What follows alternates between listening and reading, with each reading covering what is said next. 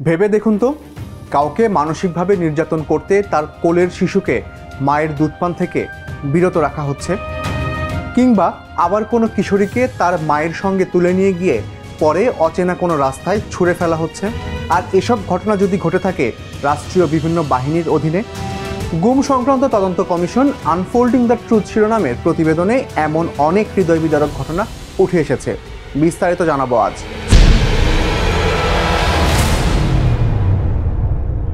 শেখ হাসিনার শাসনামল আর গুম খুন যেন একই মুদ্রার এপিঠ ওপিঠ।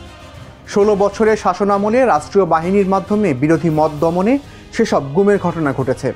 2024 সালের 14 ডিসেম্বর গুম সংক্রান্ত তদন্ত কমিশন আনফোল্ডিং দ্য ট্রুথ শিরোনামে যে অন্তর্বর্তী প্রতিবেদন প্রধান উপদেষ্টার কাছে জমা দিয়েছিল তার অপ্রকাশিত অংশ এবার প্রকাশ করা হয়েছে। সেখানে রয়েছে আরও গা শিউরে ওঠার মতো তথ্য। তবে তার আগে যদি জানতে চান অন্তর্বর্তীকালীন সরকারের প্রকাশ করা প্রতিবেদনের প্রথম অংশে কি আছে, তাহলে স্ক্রিনের উপরে থাকা আই বাটনে ক্লিক করুন। আনফোল্ডিং দ্য ট্রুথ প্রতিবেদনের তথ্য বলছে পুরুষের পাশাপাশি নারীরাও গুমের শিকার হয়েছেন, তবে তার সংখ্যা পুরুষের চেয়ে কম। যে নারীরা গুমের শিকার হয়েছেন তারা সামাজিকভাবে হেয় হওয়ার ভয়ে এ নিয়ে মুখ খোলেননি। এরপরও গুমের শিকার কিছু নারী তাদের অভিজ্ঞতা তুলে ধরেছেন কমিশনের কাছে। প্রতিবেদনের এবারের অংশে অন্তত 4 জন নারীর গুমের ঘটনা তুলে ধরা হয়েছে। এই নারীদের মধ্যে একজন এখনও ফিরে আসেননি বলে প্রতিবেদনে উল্লেখ করা হয়েছে। কেন তাদের গুম করা হয়েছে? অনেক ক্ষেত্রে পরিবারের পুরুষ সদস্যদের বিরুদ্ধে অপরাধমূলক কাজের অভিযোগে, বিশেষ করে সন্ত্রাসবাদের সঙ্গে জড়িত থাকার অভিযোগে নারীদের তুলে নেওয়া হয়েছে বলে জানিয়েছে কমিশন। এসব ক্ষেত্রে বিশ্বাসযোগ্য প্রমাণ ছাড়াই ও মন গড়া অভিযোগে তাদের তুলে নেওয়া হয়। এমনকি অন্তঃসত্ত্বা নারীদেরও তুলে নিয়ে বন্দিশালায় আটকে রেখে নির্যাতনের বিষয়টিও উঠে এসেছে। কমিশন কথা বলেছেন এমন এক নারীর সঙ্গে যাকে অন্তঃসত্ত্বা অবস্থায় আটকে রেখে নির্যাতন করেছে আইন শৃঙ্খলা বাহিনীর এক পুরুষ সদস্য। কমিশনের সঙ্গে কথা বলেছেন এমন এক সন্তান যার তখন বয়স ছিল 6 বছর। তখন তাকে তার মায়ের সঙ্গে তুলে নিয়ে গিয়েছিল ঢাকা মহানগর পুলিশের counter terrorism and transnational crime unit CTTC। কমিশনের সঙ্গে কথা বলেছেন এমন একজন প্রাপ্তবয়স্ক মেয়ে যিনি কিশোরী অবস্থাতে তার মায়ের গুমের বিষয়টি প্রত্যক্ষ করেছেন। সেই কিশোরী আর তার মাকে তুলে নিয়ে RAB 2-এর ব্যাটালিয়ন সদর দপ্তরে রাতভর আটকে রাখা হয়েছিল। পরদিন গাড়ি থেকে ওই কিশোরীকে সড়কে ছুঁড়ে ফেলে দেওয়া হয়। পরিবারের সদস্যদের দেওয়া তথ্য অনুযায়ী একজন ইমাম ওই কিশোরীকে সড়কে পেয়ে পরিবারের কাছে দিয়ে যান, তবে তার মা এখনও ফেরেননি। কমিশনের সদস্যরা সেই মেয়েকে RAB-এর একটি স্থাপনায় নিয়ে যান যেখানে গুমের শিকার ব্যক্তিদের আটকে রাখা হতো। স্থাপনার একটি কক্ষ দেখে কিশোরীটি নিশ্চিত করেছেন তাকে তুলে নেওয়ার পর সেই কক্ষেই রাখা হয়েছিল। কমিশন বলছে মায়েদের সঙ্গে তাদের সন্তানদেরও গুম করা এসব কোনো বিচ্ছিন্ন ঘটনা নয়। অনেক দিন ধরে ব্যাপকভাবে এমন গুমের ঘটনা ঘটছে। 2015 থেকে 2023 সাল পর্যন্ত এসব গুমের ঘটনায় চট্টগ্রাম মেট্রোপলিটন পুলিশ থেকে শুরু করে ঢাকার CTTC কর্মকর্তাদের জড়িত থাকার প্রমাণ পাওয়া গেছে। কমিশনের রিপোর্টে এমন আরেকটি ঘটনার উল্লেখ করা হয়েছে যা আরও ভয়াবহ। গুমের শিকার এমন এক ব্যক্তির সঙ্গে কথা বলে কমিশন, যাকে গুম করার পাশাপাশি তার স্ত্রী ও কোলের সন্তানকেও তুলে নিয়ে থানায় আটকে রাখা হয়।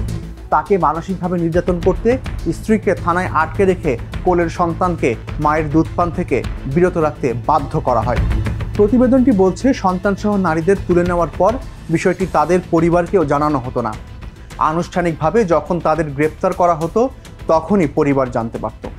প্রতিবেদনে বলা হয় শেখ হাসিনার সরকার গুমের শিকার ব্যক্তিদের ন্যায় বিচার ও মৌলিক অধিকার থেকেও বঞ্চিত করেছে।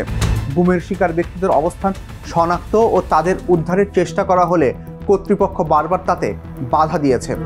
গুমের অভিযোগ তদন্তে ও সত্য উন্মোচনে সরকারি কর্তৃপক্ষ ন্যূনতম আগ্রহও দেখায়নি। গুমের অভিযোগ জানাতে গেলে তা নিতে ও তদন্ত করতে অস্বীকৃতি জানায় আইন শৃঙ্খলা রক্ষাকারী বাহিনী। অনেক সময় অভিযোগ জানাতে গেলে ওপরের নির্দেশ আছে জানিয়ে তা অস্বীকৃতি জানানো হয়। কমিশনের প্রতিবেদনে বলা হয় গুমের শিকার ব্যক্তিরা জীবিত ফিরে এলে তাদের নানাভাবে হুমকি ধমকি দেওয়া হতো। শুধু তাই নয়, তাদের পরিবারের উপরেও চলত নজরদারি। তাদের ভয় দেখানো হতো, হেনস্থা ও নানাভাবে হুমকি দিত আইন শৃঙ্খলা রক্ষাকারী বাহিনী ও গোয়েন্দা সংস্থাগুলো। গুমের শিকার ব্যক্তিদের পরিবারের সদস্যদের উপরেও মানসিক প্রভাব পড়ত। ভুক্তভোগীদের পরিবারের মধ্যে সবসময় একটা ভয় আর আতঙ্ক লেগে থাকত। সবচেয়ে বেশি প্রভাব পড়ত পরিবারের শিশুদের ওপর। এক্ষেত্রে একটি ঘটনা তুলে ধরা হয়েছে কমিশনের সেই প্রতিবেদনে। গুমের শিকার এক ব্যক্তির কিশোরী মেয়ে কমিশনকে জানিয়েছেন, প্রায় 1 দশক আগে যখন তার বাবাকে তুলে নিয়ে যাওয়া হয় তখন তার বয়স ছিল 6 বছর। সেই সময় কোনো কিছুই তার মনে নেই, কিন্তু এরপরও সেই ট্রমা তাকে বয়ে বেড়াতে হচ্ছে। আর গুম হওয়া সেই ব্যক্তির স্ত্রী এখনও তার স্বামীর জন্য কাপড় ইস্ত্রি করে গুছিয়ে রাখেন। মেয়েটি কমিশনকে জানায়, সরকার পরিবর্তন হলেও তার পরিবার এখনও নিরাপদ বোধ করছে না। গুমের শিকার ব্যক্তিদের পরিবার বছরের পর বছর ধরে ভয়াবহ আর্থিক সংকটের মধ্যে জীবনযাপন করছে বলে প্রতিবেদনে বলা হয়েছে। এসব অপরাধের প্রমাণ লুকানোর চেষ্টা করা হচ্ছে বলে উল্লেখ করা হয়েছে গুম সংক্রান্ত তদন্ত কমিশনের প্রতিবেদনে। ছাত্র জনতার অভ্যুত্থানে 5 আগস্ট আওয়ামী লীগ সরকারের পতনের পর ডিজিএফআই সদর দপ্তরে থাকা জয়েন্ট ইন্টারোগেশন সেল বা গোপন বন্দিশালার দেয়ালে বন্দীদের খোদাই করা তথ্য মুছে দেওয়ার জন্য দেয়ালে নতুন করে রং করা হয়েছে। আওয়ামী লীগ সরকারের পতনের পর ডিজিএফআইয়ের মহাপরিচালক পদেও পরিবর্তন আনা হয়েছে। কমিশনের সদস্যদের পরিদর্শনের কথা জানা সত্ত্বেও আগের দিন পর্যন্ত ওই গোপন বন্দিশালার কিছু প্রমাণ লুকানোর কাজ চলমান ছিল। কমিশনের সদস্যরা পরিদর্শনের সময় দেয়াল রং ভেজা অবস্থায় দেখতে পান। এই ভেজা রং ও অসমাপ্ত কাঠামোগত পরিবর্তনগুলো অপরাধ লুকানোর তড়িঘড়ি চেষ্টা সুস্পষ্টভাবে নির্দেশ করে বলে প্রতিবেদনে বলা হয়েছে।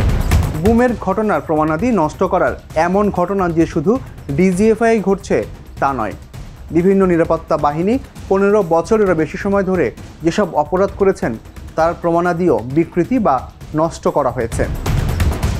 বন্দিশালায় থাকা ভুক্তভোগীরা কমিশনকে বলেছেন, সেখানে দায়িত্বরতরা যেমন নিষ্ঠুর আচরণ করেছেন, আবার খুব সামান্য একটি অংশ বন্দীদের প্রতি সহানুভূতিশীল ছিলেন। এক ভুক্তভোগী জানিয়েছেন, তাকে যখন ডিজিএফআই কর্মকর্তাদের কাছে হস্তান্তর করা হচ্ছিল তখন গাড়িতে থাকা এক ডিবি কর্মকর্তা চোখে জল নিয়ে তার কাছে ক্ষমা চান এবং আদেশটি পালন করতে বাধ্য হওয়ার জন্য অনুশোচনা প্রকাশ করেন। আরেকটি মর্মান্তিক উদাহরণ জেনেছে কমিশন। ঘটনার বর্ণনা দিয়ে ভুক্তভোগী জানান, তাকে হত্যার জন্য একটি গাড়ির সামনে ফেলে দেওয়া হয়। তখন একজন পুলিশ কর্মকর্তা ক্ষমা চেয়ে বলেছিলেন, আমাকে ক্ষমা করুন, আমার কোনো উপায় নেই। যদিও শেষ মুহূর্তে গাড়িটি হঠাৎ তার দিক পরিবর্তনের কারণে এবং কর্মকর্তার মনোভাব পরিবর্তনের কারণে ওই ভুক্তভোগী বেঁচে যান। গত 27 আগস্ট বিচারপতি মইনুল ইসলাম চৌধুরীকে প্রধান করে গুম সংক্রান্ত তদন্ত কমিশন গঠন করে সরকার। কমিশন 2009 সালের 6 জানুয়ারি থেকে 2024 সালের 5 আগস্ট পর্যন্ত গুমের ঘটনাগুলো তদন্ত করছে।